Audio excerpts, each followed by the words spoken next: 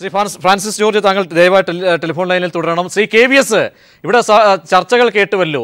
UDF തകർന്നടിയുന്ന ഒരു ഘട്ടം വരുമ്പോൾ തന്ത്രമായി എടുക്കേണ്ട ഒരു നിലപാട്, ആ നിലപാടാണോ ശ്രീ KM മാണി സ്വീകരിച്ചിരിക്കുന്നത്? കാരണം UDFിലെ മറ്റ് കക്ഷികളുടെയൊക്കെ കാര്യങ്ങൾ, കാരണം JDU ഉണ്ട്, JDUവിന് ഇതേ നിലപാടുണ്ട്, എപ്പോൾ വേണമെങ്കിലും പുറത്തേക്ക് പോകുന്ന സാഹചര്യം.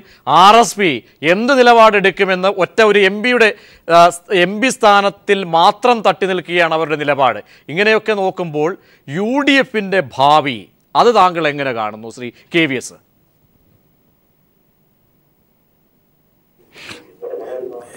പ്രതീക്ഷ, ഒരു കാര്യം തീർച്ചയാണ്, UDF എന്ന് പറയുന്നത് കേരളത്തിൽ കോൺഗ്രസ് മാത്രമായിട്ട് അവശേഷിക്കും.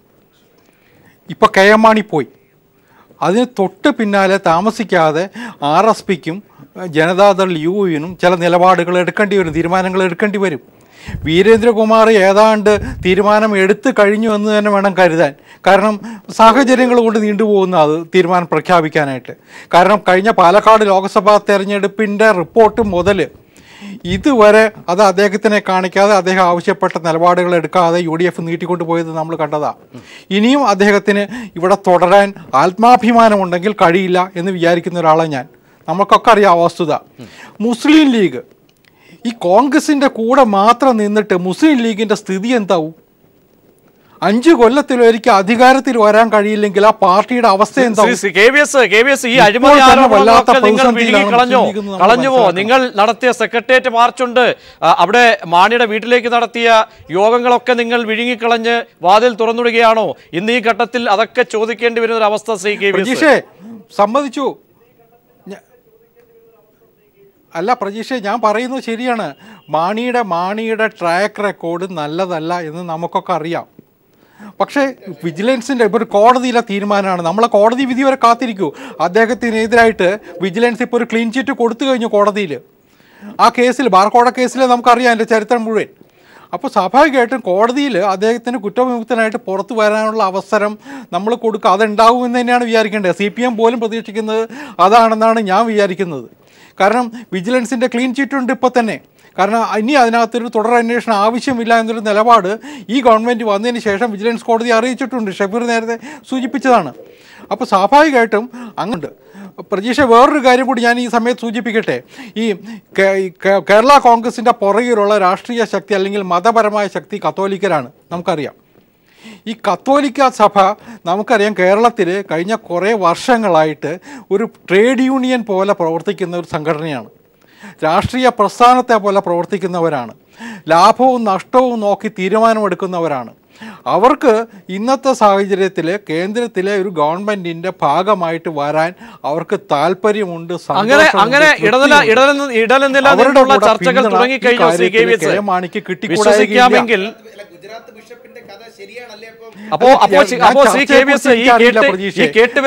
മനസ്സിലാക്കുന്നത് കേരളത്തിലെ കത്തോലിക്ക സഭയ്ക്ക് ഞാൻ പറഞ്ഞോട്ടെ, കേരളത്തിലെ കത്തോലിക്ക സഭയ്ക്ക് അല്ലെങ്കിൽ ദേശീയ തലത്തിലുള്ള കത്തോലിക്ക സഭയ്ക്ക് നരേന്ദ്രമോദി ഗവൺമെൻറ്റുമായിട്ട് കൂടുതൽ അടുത്ത് പ്രവർത്തിക്കണമെന്ന് ആഗ്രഹമുണ്ട്. അതിനുള്ള ഏക മാർഗം ഇന്നിപ്പോൾ അവർക്ക് കേരള കോൺഗ്രസിനെ NDAയിൽ എത്തിക്കുക എന്നതാണ്. ഞാൻ വിചാരിക്കുന്നത് അതിനുള്ള സമ്മർദ്ദം മാണിയുടെ പുറത്ത് ഈ കത്തോലിക്ക സഭയിൽ നിന്ന് പോലും ഉണ്ടായാൽ അതിശയിക്കാനില്ല. കാരണം അവരൊരു പ്രസ്ഥാനത്തെ പോലെ, കാരണം അവർക്ക് പല കാര്യങ്ങളും നേടാനുണ്ട്, പല സഹായങ്ങളും ആവശ്യമുണ്ട്. അത് അവർ മനസ്സിലാക്കി പ്രവർത്തിക്കുന്നവരാണ്. കോൺഗ്രസിന്റെ കാലഘട്ടത്തിൽ അവർ ചെയ്തിട്ടുണ്ട്, അവർക്ക് അനുകൂലമായിട്ട്. താങ്കൾ സ്ഥിരീകരിക്കുകയാണ് ശ്രീ KVS. അതായത് ചില കിംവദന്തികളൊക്കെ കേട്ടു ശ്രീ ജോൺ, അല്ലേ? തീർച്ചയായും ശ്രീ ജോൺ കൂടി സമ്മതിക്കുന്നു. മുതിർന്ന തിരുവനന്തപുരത്തെ മാധ്യമ പ്രവർത്തകനാണ്, കത്തോലിക്ക സഭയായിട്ട് ബന്ധപ്പെട്ട് പെട്ടെന്ന് വിവരങ്ങൾ കിട്ടുന്ന വ്യക്തി കൂടിയാണ് ശ്രീ KVS. ചില കഥകൾ കേട്ടു, ചില ബിഷപ്പുമാരൊക്കെ ഇടനിലക്കാരായി ചർച്ചകൾ നടത്തുന്നു. അപ്പോൾ താങ്കൾ സ്ഥിരീകരിക്കുകയാണ്.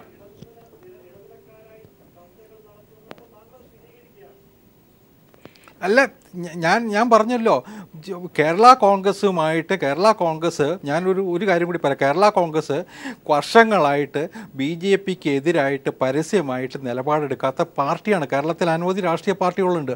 നിങ്ങൾ KM മാണിയുടെ കഴിഞ്ഞൊരു 10 കൊല്ലത്തെ പ്രസ്താവനകൾ എടുത്തു നോക്കൂ. ഏതെങ്കിലും ഒരു ഘട്ടത്തിൽ BJPയെ പരസ്യമായിട്ട് അദ്ദേഹം തള്ളി പറഞ്ഞിട്ടുണ്ടോ? നിങ്ങൾ ആലോചിച്ച് നോക്കൂ. ആ നേരത്തിൽ ഒരു നിലപാട് എടുക്കാറുള്ളൊരു പാർട്ടിയാണ്. മാത്രമല്ല പഴയ കാലത്ത് കോട്ടയത്ത് ജില്ലാ കൗൺസിൽ തെരഞ്ഞെടുപ്പിൽ BJP-യുമായിട്ട് കരാറുണ്ടാക്കി ഒന്നിച്ച് മത്സരിച്ചവരാണ് അവർ. ആ കാര്യത്തിലൊന്നും യാതൊരു സംശയമില്ല.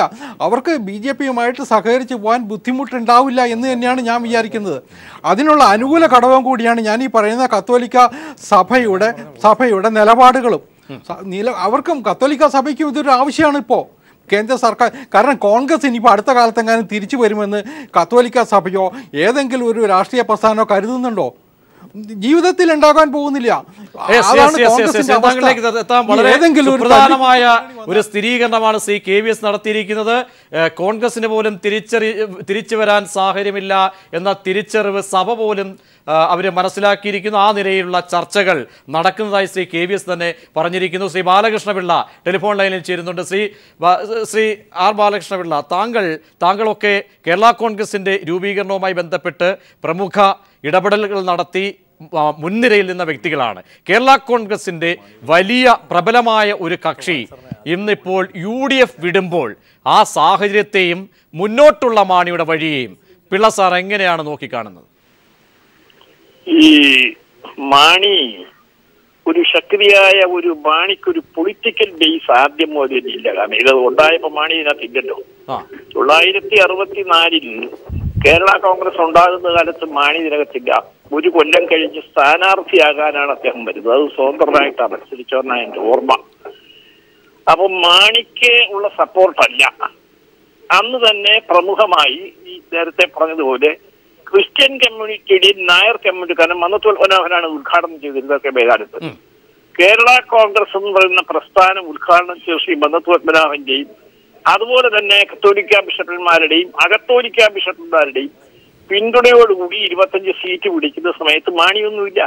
മാണി ഒരു MLA ആയിട്ട് വന്നിട്ടുണ്ട്, അത്രയേ ഉള്ളൂ. അതിന് മുമ്പില്ല. ഒരു പക്ഷേ ഒരു രൂപ മെമ്പർഷിപ്പ് പോലും ഉണ്ടോ എന്ന് സംശയമാണ്. ഇവിടെ ഇപ്പൊ എന്താ വന്നതെന്ന് ചോദിച്ചാൽ KVS പറഞ്ഞതാണ് ഇതിന്റെ ശരി. ഞാൻ ഈ മെത്രാന്മാരുമായിട്ടൊക്കെ ഇപ്പോഴും വളരെ അടുത്ത് ബന്ധമുള്ള ആളാണ്. ഇന്നും ഒരു വളരെ പ്രമുഖനായ ഒരു ബിഷപ്പുമായിട്ട് ഞാൻ ബന്ധപ്പെട്ടതിന് ശേഷം അവർക്ക് ഇനി കോൺഗ്രസ് ഒരിക്കലും ഇന്ത്യയിൽ അധികാരത്തിൽ വരും എന്നൊരു പ്രതീക്ഷ അവർക്കില്ല. അത് കഴിഞ്ഞ തെരഞ്ഞെടുപ്പോടുകൂടി തന്നെ നഷ്ടപ്പെട്ടിരിക്കുന്നു.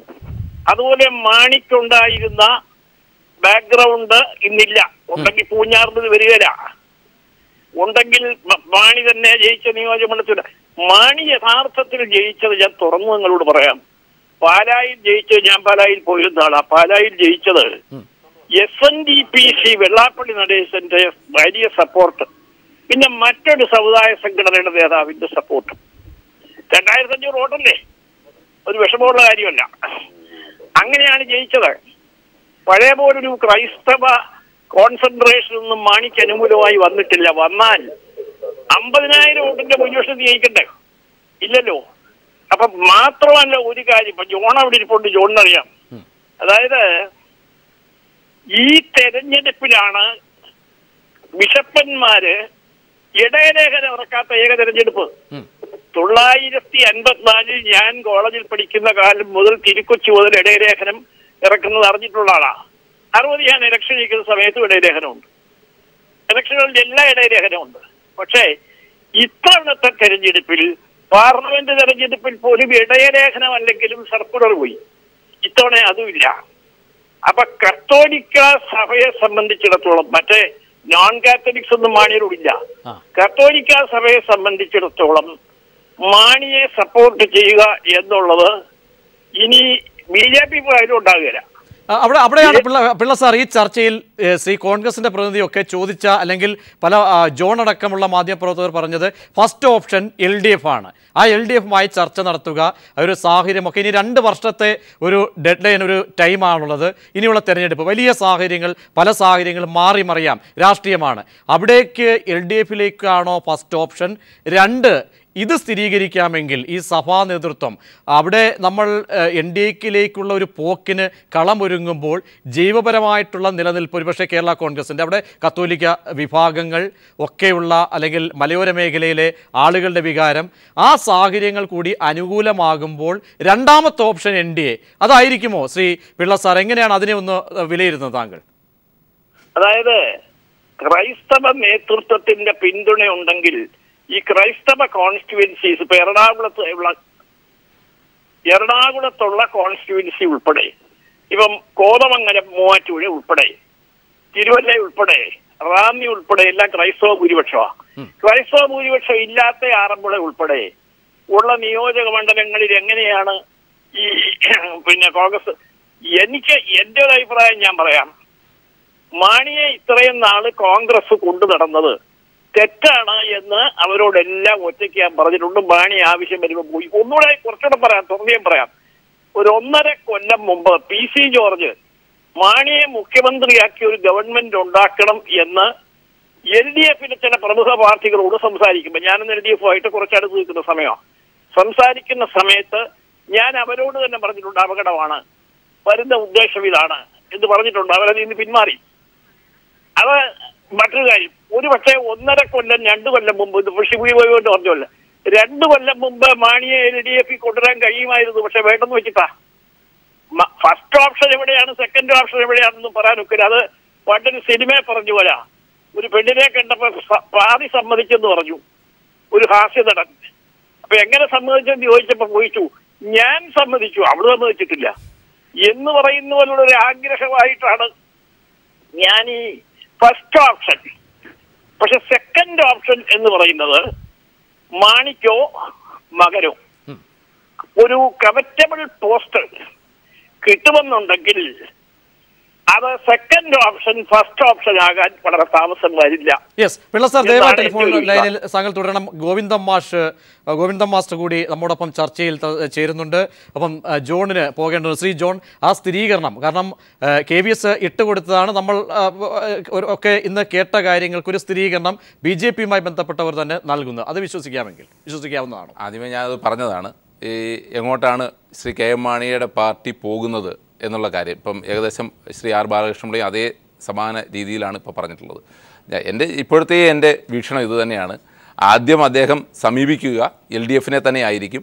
LDF വാതിലടച്ചു കഴിഞ്ഞാൽ അദ്ദേഹം ഓപ്റ്റ് ചെയ്യുക NDA തന്നെയായിരിക്കും. ഇപ്പം തന്നെ ശ്രീ R ബാലകൃഷ്ണപിള്ള സൂചിപ്പിച്ചതിൻ്റെ കൂട്ട് അദ്ദേഹത്തിന് ചില ഡിമാൻഡ്സുകളുണ്ടാവും. ആ ഡിമാൻഡ്സ് സാറ്റിസ്ഫൈ ചെയ്യണം. ഇപ്പം മന്ത്രിസ്ഥാനമായിരിക്കാം, അല്ലെങ്കിൽ ഗവർണർ പോസ്റ്റ് ആയിരിക്കാം, അല്ലെങ്കിൽ അത് വേറെ ഏതെങ്കിലും, ഞാനതൊന്നും കടക്കുന്നില്ല.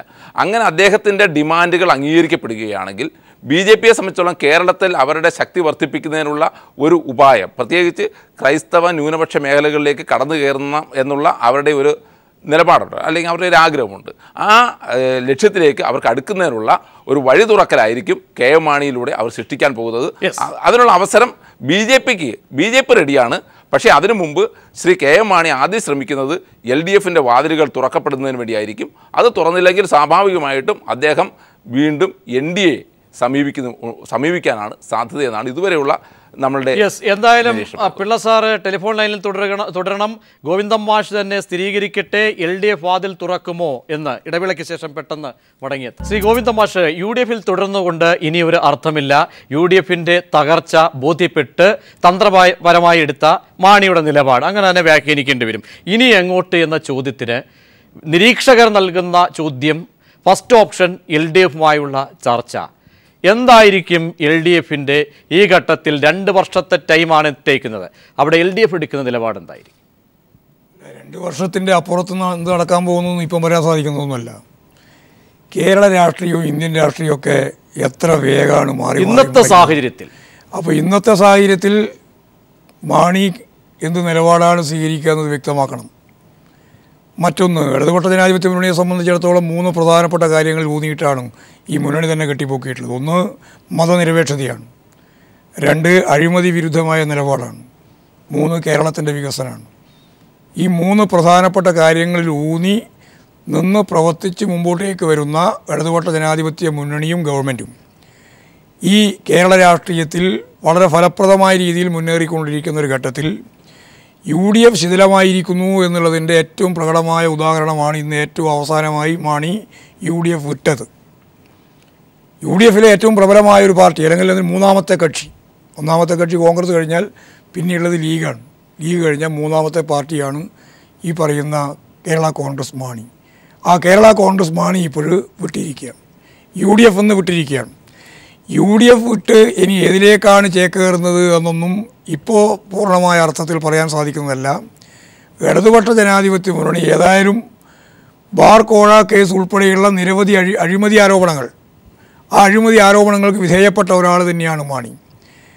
ആ പരിസ്ഥിതിയിൽ അതുമായിട്ട് ബന്ധപ്പെട്ട കാര്യങ്ങളെല്ലാം പൂർത്തിയാകുന്നതിന് മുമ്പ് ഏതെങ്കിലും രീതിയിൽ കേരള കോൺഗ്രസിനെ ഇടതുപക്ഷ ജനാധിപത്യ മുന്നണിയിലേക്ക് കൊണ്ടുവരുന്നതിന് വേണ്ടിയിട്ടുള്ള അതിൻ്റെ ഒപ്പം തന്നെ പോകുക എന്നുള്ള നിലപാട് ഇടതുപക്ഷ ജനാധിപത്യ മുന്നണിക്ക് സ്വീകരിക്കാൻ സാധിക്കുന്നതേയല്ല. അതായത് നിങ്ങൾ ഈ പറഞ്ഞ പ്രകടന പത്രികയിലടക്കം ഉന്നയിച്ച അഴിമതി, ഉയർത്തി കാണിച്ച അഴിമതിയിൽ ഇപ്പോഴത്തെ സാഹചര്യത്തിൽ വെള്ളം ചേർക്കില്ല എന്ന ഉറപ്പ് ചേർക്കില്ല. ഇപ്പോൾ മാത്രമല്ല, തീർച്ചയായും. ശ്രീ ജോർജ് കുര്യൻ, അതാണ് LDF-ന്റെ നിലപാട്. പക്ഷേ സമരമൊക്കെ നടത്തി, വാതിൽക്കലൊക്കെ പോയി പ്രതിഷേധങ്ങൾ, നിങ്ങളുടെ അന്നത്തെ അധ്യക്ഷനൊക്കെ നടത്തിയ ബൈറ്റുകളൊക്കെ വേണമെങ്കിൽ ഇപ്പോൾ പ്ലേ ചെയ്തു തരാം. എന്നിട്ടും എന്താണ് ഈ ഒരു ഘട്ടത്തിൽ വാതിലുകൾ ഇങ്ങനെ തുറന്നിടേണ്ട സാഹചര്യം? അത്രയ്ക്ക് NDAക്ക് അല്ലെങ്കിൽ കേരളത്തിലെ ബുദ്ധിമുട്ടാണോ ഒരു മുന്നണിയെ കക്ഷിയിലേക്ക് കൊണ്ടുവരാൻ? അതാണോ രണ്ട് കൈയും സ്വീകരിച്ചുകൊണ്ട് മാണിക്കായി നിൽക്കുന്നത്? ഇപ്പോഴെങ്കിലും താങ്കളുടെ നിലപാട് എന്താണ്, നിങ്ങളുടെ പാർട്ടിയുടെ?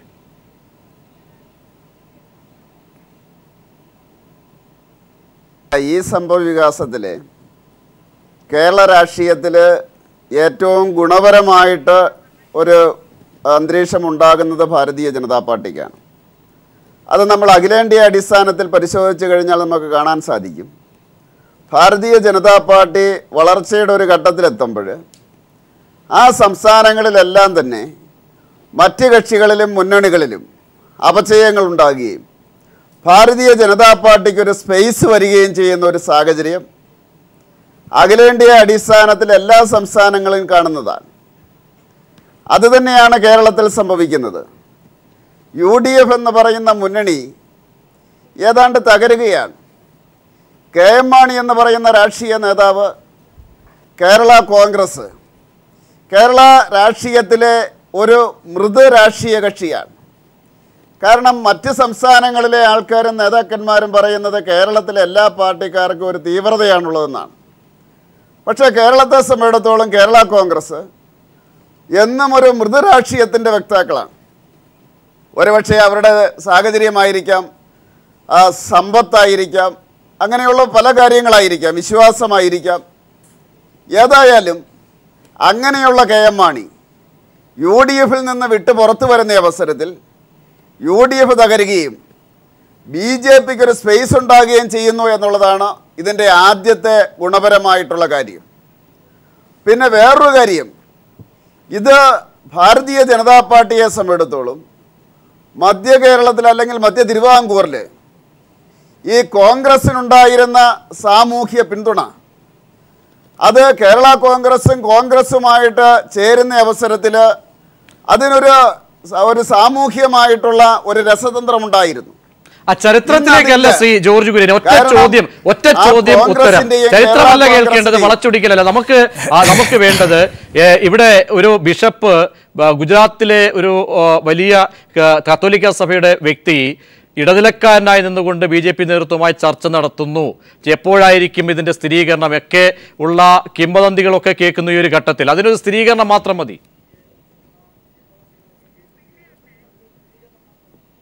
അല്ലല്ല, ആരെങ്കിലും പറയുന്നതിന് മറുപടി പറയാനാണ് ഞാൻ ഇവിടെ വന്നിരിക്കുന്നത്. നിങ്ങളുടെ സൈദ്ധാന്തികനാണ് അല്പം മുമ്പ് സ്ഥിരീകരിച്ചത്. നിങ്ങളുടെ സൈദ്ധാന്തികനാണ്, നിങ്ങളുടെ KVS ഹരിദാസ് എന്ന വ്യക്തി അല്പസമയം കൂടി ചർച്ചയിൽ സ്ഥിരീകരിച്ചത്. നിങ്ങളുടെ കിംവദന്തിക്കല്ല, നിങ്ങളുടെ കിംവദന്തി കാര്യമാണ് ഇപ്പൊ പറയുന്നത്. ആര് സ്ഥിരീകരിച്ചു? ശ്രീ KVS ഹരിദാസ് നിങ്ങളുടെ സംഘടനയുമായിട്ടോ എന്തെങ്കിലും ബന്ധമുണ്ടെങ്കിൽ? KVS ഹരിദാസ് എന്താണ് പറഞ്ഞതെന്ന് എനിക്കറിയില്ല. ഇത് കുമ്മനം രാജശേഖരനാണല്ലോ BJPയുടെ കേരളത്തിലെ കാര്യങ്ങൾ പറയുന്നത്. അദ്ദേഹം വളരെ തുറന്നിടുകയാണല്ലോ. ഭാരതീയ ജനതാ പാർട്ടിക്ക് ഒരു മാറ്റവുമില്ല. കാരണം ശ്രീ LK അദ്വാനിക്കെതിരെ ഹവാല കേസ് വന്നപ്പോൾ അന്ന് പാർട്ടി എടുത്ത തീരുമാനം, അദ്ദേഹം എടുത്ത തീരുമാനം, ആ കേസ് മാറാതെ പാർലമെന്റിലേക്ക് ഇല്ല എന്ന് പറഞ്ഞുകൊണ്ട് മത്സരിക്കാതെ നിന്ന നേതാവിൻ്റെ പാർട്ടിയാണിത്. അതുകൊണ്ട് ഏതായാലും അഴിമതി കേസ് വന്നു കഴിഞ്ഞാൽ, വേറുള്ള കാര്യങ്ങളല്ല ഞാൻ പറഞ്ഞത്, അഴിമതി കേസ് വന്നു കഴിഞ്ഞാൽ ഭാരതീയ ജനതാ പാർട്ടിക്ക് ഒരു നിലപാടുണ്ട്. ആ നിലപാടിൽ നിന്ന് ഒരു മാറ്റവും വന്നിട്ടില്ല. ആ നിലപാടിൽ നിന്ന് ഒരു മാറ്റവും ഈ നിമിഷം വരെ വന്നിട്ടില്ല എന്നാണ് താങ്കൾ പറയുന്നത്. ഒരു മാറ്റവുമില്ല. അഴിമതിയുടെ കാര്യത്തിൽ അഴിമതിയുടെ കാര്യത്തില് ഒരു മാറ്റവുമില്ല. യെസ്, ഞാൻ മടങ്ങിയെത്താം ശ്രീ പിള്ള സാർ ദയവായി താങ്കളിലേക്ക് അടുത്ത്. ശ്രീ ജയേഷ്, കഴിഞ്ഞ ചർച്ചയിൽ നമ്മൾ സ്ഥിരീകരിച്ച കുറേ വസ്തുതകൾ എന്തായാലും അതിന്ന് സംഭവിച്ചിരിക്കുന്നു. എന്തായാലും നേരത്തെ ഒരു കിംവദന്തി കേട്ടു ഈ ചർച്ചകൾ, കാരണം എങ്ങോട്ടാണ് മാണി എന്നത് സംബന്ധിച്ചുള്ള ചർച്ചകളാണ് ഇനി. കാരണം UDFിൻ്റെ തകർച്ച ബോധ്യമായി, മാണിക്കുള്ള പോക്ക് മാണി ഉറപ്പിച്ചിരിക്കുന്നു. എങ്ങോട്ടെന്ന് സംബന്ധിച്ച് ഈ കേട്ടുകേൾവികൾക്കൊക്കെ എന്തടിസ്ഥാനമാണുള്ളത്? നമ്മളിതിനു മുമ്പേ ചർച്ച ചെയ്തപ്പോഴും നമ്മൾ പറഞ്ഞു മാണി എങ്ങോട്ടാന്നുള്ള കാര്യം നമ്മൾ അന്നേ ചർച്ച ചെയ്തിരുന്നു. പക്ഷേ എങ്കിൽ പോലും KM മാണി ഇന്ന് ഈ നിലപാട് ഇപ്പോഴല്ല എടുക്കേണ്ടത്. ഈ ഇലക്ഷന് മുമ്പേ തന്നെ ഈ നിലപാട് എടുത്തിരുന്നെങ്കിൽ KM മാണി അംഗീകരിക്കാമായിരുന്നു. പക്ഷെ അദ്ദേഹം എന്താണ് ചെയ്തത്? അന്ന് ബാർക്കോഴ കേസിൽ ബാക്കിയുള്ള പ്രതികൾ ആരൊക്കെയെന്നെങ്കിലും അദ്ദേഹം തുറന്നു പറഞ്ഞിരുന്നെങ്കിൽ അദ്ദേഹത്തിന് അഭിമാനമുണ്ടായിരുന്നു. കാരണം മറ്റു പ്രതികളുടെ പേരൂടെ പറഞ്ഞിരുന്നെങ്കിൽ ഇന്ന് ഉമ്മൻചാണ്ടി ഉൾപ്പെടെ പ്രതിയായ ഈ കേസിൽ ആ കേസ് കൂടെ പുറത്തു കൊണ്ടുവരേണ്ട സമയമായി കഴിഞ്ഞു. കാരണം LDF അധികാരത്തിൽ വന്നപ്പോൾ കള്ളന്മാരെയും കൊള്ളക്കാരെയും പിടിച്ചടക്കുന്ന ഒരു സാഹചര്യം കേരളത്തിൽ കൊണ്ടുവന്നു കഴിഞ്ഞു. LDF ആ ഒരു നിയമ നടപടിയിലേക്ക് പോയി കഴിഞ്ഞു. അതിന് വിജിലൻ്റായ ഓഫീസറെ നിയമിച്ചു കഴിഞ്ഞു. ആ ഒരു നിയമം കൊണ്ടുവന്നപ്പോൾ തന്നെ KM മാണി സ്വന്തം തീരുമാനം എടുത്തു കഴിഞ്ഞു, ഞാൻ കോൺഗ്രസ് വിടുന്നു എന്ന്. കാരണം തന്നെ കുരിശിൻ്റെ നടുവിൽ കൊണ്ടിട്ടു. മറ്റു രണ്ടുപേരും പിന്നോട്ട് മാറിയിരിക്കുകയാണ്. ശ്രീ എബ്രഹാം കലമണ്ണിൽ പറഞ്ഞു ഇതിന്റെ പിന്നിൽ കോൺഗ്രസ്സുകാർ പിന്നിൽ നിന്ന് കുത്തിയെന്ന്. അദ്ദേഹത്തിന് അറിയാം. അത് എന്തുകൊണ്ട് ഇപ്പോഴും പേര് പറയുന്നില്ല? ഈ മുന്നണി ബാന്ധവം ഉപേക്ഷിക്കുമ്പോഴും പേരുകൾ പറയുന്നു. ശ്രീ എബ്രഹാം കലമണ്ണിൽ തുറന്നു പറയണം ആരാണെന്നുള്ളത്. അദ്ദേഹത്തിന് അത് വ്യക്തമായി അറിയാവുന്ന കാര്യമാണ്. അപ്പോൾ അദ്ദേഹത്തിന് അത് എന്തുകൊണ്ട് പറയുന്നില്ല എന്ന് നമുക്ക് വ്യക്തമാകുന്നില്ല. അപ്പോൾ ഇവിടെയുള്ള മറ്റു കക്ഷികൾക്കെല്ലാം തന്നെ അറിയാം ഇതിന്റെ പിന്നിൽ മറ്റുണ്ടായിരുന്ന മന്ത്രിമാരെല്ലാം ഉണ്ടായിരുന്നു. കെ ബാബുവിന്റെ പേരെന്തുകൊണ്ട് പറയുന്നില്ല? ഉമ്മൻചാണ്ടിയുടെ പേരെന്തുകൊണ്ട് പറയുന്നില്ല? അവരൊക്കെ ഇതിന്റെ പിന്നിലുണ്ടായി എന്നുള്ളത് വളരെ വ്യക്തമായി അറിയാവുന്ന കാര്യങ്ങളാണ് കേരളത്തിൽ. ഉമ്മൻചാണ്ടിയുടെ പേരേ പറയുന്നില്ല. ശ്രീ എബ്രഹാം കലമണ്ണിൽ തുറന്നു പറയണം. എന്തുകൊണ്ട് അദ്ദേഹം പറയുന്നില്ല? അദ്ദേഹം പറയുന്നത് ഞങ്ങൾക്കറിയാം കോൺഗ്രസിൽ നിന്ന് പിന്നിൽ നിന്ന് കുത്തിയെന്ന്. എന്നാൽ ഈ പിന്നിൽ നിന്ന് കുത്താനുണ്ടായ കക്ഷികൾ ആരൊക്കെ എന്തുകൊണ്ട് അദ്ദേഹം പറയുന്നില്ല? യെസ്, ഞാൻ അതിൻ്റെ ചോദ്യം ശ്രീ എബ്രഹാം കലമണ്ണിലേക്ക് വരാം. പിള്ള സാർ, ഇവിടെ സൂചിപ്പിക്കുന്നത് പോലെ BJPയുടെ ചർച്ചകളാണ് നടന്നത് സംബന്ധിച്ച് താങ്കൾ നേരത്തെ സ്ഥിരീകരിച്ചു.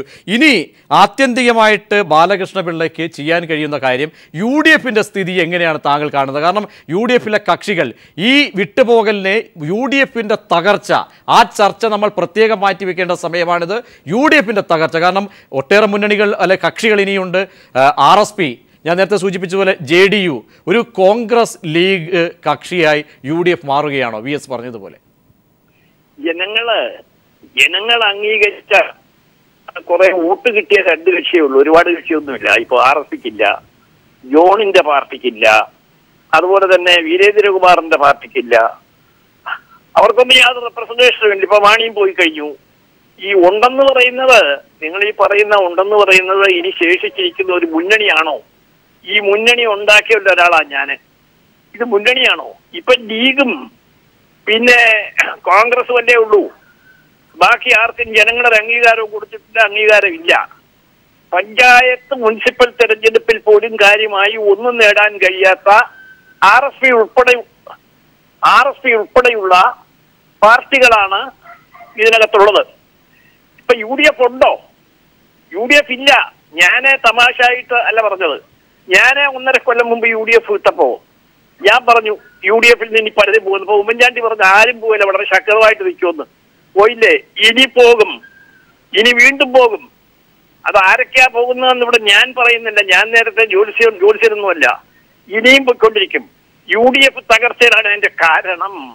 അടിസ്ഥാനപരമായി വോട്ടുള്ള കോൺഗ്രസിന് ഇന്ത്യയിൽ തന്നെ നിൽക്കാൻ പറ്റില്ല. അടുത്ത തെരഞ്ഞെടുപ്പ് കഴിഞ്ഞാൽ ഇന്ത്യ ഭരിക്കുന്നത്, എന്റെ രാഷ്ട്രീയമായ പരിജ്ഞാനത്തിൽ പറഞ്ഞാൽ ഇന്ത്യ ഭരിക്കുന്നത് പ്രാദേശിക രാഷ്ട്രീയ കക്ഷികളുടെ ഒരു കൂട്ടുകെട്ടായിരിക്കും. എന്റെ ഒരു വിശ്വാസമാണ്. കാരണം അവരൊന്നിക്കും. കഴിഞ്ഞ അവിടത്തെ പോലെ BJP ഒറ്റയ്ക്ക് മത്സരിക്കുമ്പോ അല്ലെങ്കിൽ മുന്നണി ഉണ്ടാക്കുമ്പോ ഇവര് മാറി നിൽക്കില്ല. ബീഹാർ ഉണ്ടായതുപോലെയുള്ള സംഭവ വികാസങ്ങൾ UP ഉൾപ്പെടെ ഉണ്ടായി വരുമ്പോ സ്വാഭാവികമായും അതിന് വരും. അപ്പൊ കോൺഗ്രസ് ദുർബലപ്പെട്ട് കഴിഞ്ഞതുകൊണ്ട് ഒരു കക്ഷിയും അതിനകത്ത് നിൽക്കാനും ആത്മഹത്യ ചെയ്യാനും തയ്യാറാകത്തില്ല. അതാണ് UDFിന്റെ ഭാവി. പക്ഷേ മാണിക്ക് ഇപ്പം മാറാനുള്ള ന്യായം എന്താണ് എന്ന് രാഷ്ട്രീയത്തിൽ കേരള കോൺഗ്രസ് ഉണ്ടാക്കിയ ഒരാളെന്നുള്ള നിലയ്ക്ക് എനിക്ക് മനസ്സിലായിട്ടില്ല. ഇത് കുറെ കൂടെ മുമ്പ് മാണിയെ ചതിച്ചു, ശ്രീ ബാലകൃഷ്ണപിള്ള അതായത് ഒറ്റ ഉത്തരം പറഞ്ഞാൽ അധികാര രാഷ്ട്രീയത്തിനൊപ്പം എന്നും നിന്നിട്ടുള്ള ചരിത്രം. ഇവിടെ മലയോര കർഷകരുടെ വിഷയം വന്നു. അത് കേരള കോൺഗ്രസിന്റെ ജൈവപരമായ നിലനിൽപ്പിന്റെ തന്നെ ഒരു അവസ്ഥ. ആ ഘട്ടത്തിലൊന്നും വിട്ടുമാറിയിട്ടില്ല. കേരള കോൺഗ്രസ് റബ്ബർ കർഷകന്റെ നട്ടെല്ല് വരെ തകർന്ന ആത്മഹത്യയുടെ വക്കിൽ പോയപ്പോൾ പോലും നേരത്തെ സൂചിപ്പിച്ച് പലരും ചർച്ചയിൽ പറഞ്ഞ പോലെ ഒരു മന്ത്രിസഭയിൽ നിന്ന് പോലും വിട്ടുനിന്ന് ഒരു പ്രതിഷേധത്തിലേക്ക് പോകാത്ത മാണി ഇന്നിപ്പോൾ വിട്ടുപോയിട്ടുണ്ടെങ്കിൽ അധികാരം മാത്രമാണ്. അതാണോ പിള്ള സാർ? അല്ല, മാണിക്ക് അധികാരം വ്യക്തമാണ്. അതായത് നിങ്ങൾ കേരള കോൺഗ്രസ് കഴിഞ്ഞ കാലം ഓർത്താൽ മതി. അതായത് ഈ മന്ത്രിസഭയിൽ ഗവൺമെന്റിലെ മന്ത്രിസഭയിൽ ചേരാൻ തീരുമാനിച്ചത് ജോർജ് സാർ ഞാനുമാണ്. അർദ്ധരാത്രിയിൽ ദീപിക പത്രത്തിൽ വെച്ച് ജോർജ് സാറിനെ മാറ്റി അദ്ദേഹം ചെയർമാൻ സ്ഥാനത്ത് ഇരുന്നാൽ മതിയെന്നും ചെയർമാനും മന്ത്രിയും കൂടെ ഒരാളായിക്കൂടെന്ന് പറഞ്ഞ് മാണി കൊളംബിയ റച്ചനെ ഉപയോഗിച്ച്, ഞാനതിന്റെ കൂടെ മന്ത്രിയായ ആളാണല്ലോ, കൊളംബിയ റച്ചനെ ഉപയോഗിച്ച് പിടിച്ചെടുത്ത മന്ത്രിസ്ഥാനം. ആ മന്ത്രിസ്ഥാനത്തിരുന്നു കൊണ്ട് KM ജോർജിനെ വെട്ടി. ഞാൻ രാജിവെച്ച് ജോർജ് സാർ മന്ത്രിയായി. പക്ഷെ അദ്ദേഹം പിന്നെ ഹൃദയസ്തംഭനം മൂലം മരിച്ചു, വേദന മൂലം, അത്രമാത്രം. അപ്പോ കരുണാകരൻ അന്ന് കയറി മാണിയെ സപ്പോർട്ട് ചെയ്തു. കാരണം എന്തെന്ന് വെച്ചാൽ ബാലകൃഷ്ണപിള്ള KM ജോർജിന് പകരമായി മൂവാറ്റുപുഴ വെച്ച് തെരഞ്ഞെടുത്തു ചെയർമാനായിട്ട് അവിഭക്ത കേരള കോൺഗ്രസിന്റെ. പക്ഷെ പിറ്റേന്ന് തന്നെ കരുണാകരൻ മാണിയെ കയ്യിലെടുത്തു. അന്ന് ഭൂരിപക്ഷം MLA-മാരുണ്ടായിരുന്ന KM ജോർജിന്റെ സീറ്റിൽ നിന്ന് അദ്ദേഹത്തിന് വരെ മന്ത്രി എടുത്തില്ല. കരുണാകരനാണ് ഇതിന്റെ പുറകെ കളിച്ച് മാണിയെ ശക്തനാക്കിയത്.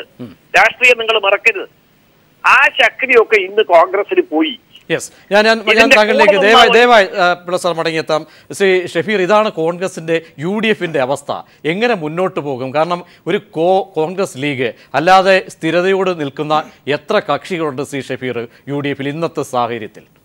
ഒരു തിരഞ്ഞെടുപ്പിൽ ഏതെങ്കിലും 1-2 സീറ്റുകൾ കിട്ടുകയോ കുറയുകയോ ചെയ്തുകൊണ്ടൊരു മുന്നണി അങ്ങ് ഇല്ലാതാകുമെങ്കിൽ ബാലകൃഷ്ണപിള്ള സാറിൻ്റെ രാഷ്ട്രീയ പ്രസ്ഥാനമൊക്കെ എന്നേ പുറത്തേക്ക് കേരള രാഷ്ട്രീയത്തിൻ്റെ ചവറ്റുകൂട്ടിലേക്ക് എന്നേ പോയനെ. അദ്ദേഹം ഇപ്പോൾ കോൺഗ്രസിനെ കുറിച്ച് അല്ലെങ്കിൽ കേരളത്തിലെ കോൺഗ്രസ് രാഷ്ട്രീയത്തിനെക്കുറിച്ച് വല്ലാതെ ഉത്കണ്ഠപ്പെട്ടുകൊണ്ട് സംസാരിച്ചു. അദ്ദേഹം ഇന്ന് കോൺഗ്രസിനെ കുറിച്ച് ഉത്കണ്ഠപ്പെടേണ്ട കാര്യമില്ല. ചരിത്രത്തിൻ്റെ ഭാഗമായി കഴിഞ്ഞു. ഇനി അദ്ദേഹം ചെയ്യേണ്ടത് അദ്ദേഹത്തിന് ഇന്ന് കഴിഞ്ഞ കോൺഗ്രസിനെ കുറിച്ച് പറഞ്ഞുകൊണ്ട് മറുപടി പറയട്ടെ.